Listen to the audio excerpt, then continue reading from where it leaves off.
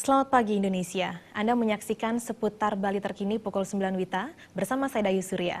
Dalam upaya mewujudkan ketahanan pangan, Pemkab Badung telah melakukan berbagai upaya melalui kebijakan dan program yang holistik dari hulu hingga hilir. Salah satunya upayanya adalah melakukan revolusi infrastruktur sumber daya air. Kepala Dinas Bina Marga dan Pengairan Badung Ide Bagus Surya Suambel mengatakan revolusi infrastruktur sumber daya air muncul karena permasalahan pembangunan saluran irigasi pertanian memakan waktu lama dan hasilnya pun tidak bisa dipakai untuk jangka panjang. Selain itu, mutu yang tidak sulit diseragamkan dan dipertanggungjawabkan.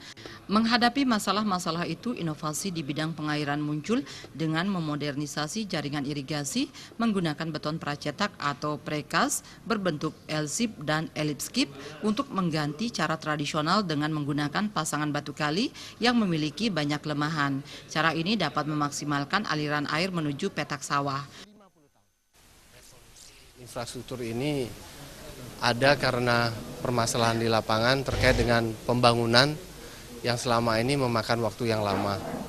Kemudian hasilnya pun tidak bisa dipakai dalam jangka waktu yang panjang. Nah, kemudian yang terakhir adalah terkait dengan mutu yang tidak bisa seragam dan memang kenyataannya sangat sulit kita pertanggungjawabkan. Terobosan lainnya di bidang infrastruktur sumber daya air untuk mempertahankan pertanian dengan meluncurkan program terowongan digali masyarakat berseri. Ini merupakan program inisiatif Pemkab Badung yang kreatif dan inovatif untuk membuka lahan sawah baru. Adapun fokus pembangunan modernisasi infrastruktur irigasi pertanian untuk saat ini berada di daerah Petang, Abian Semal, dan Mengui. Anggara Tanah, Bali TV. Pemirsa, nantikan seputar Bali terkini dalam 1 jam mendatang. Selamat pagi dan sampai jumpa.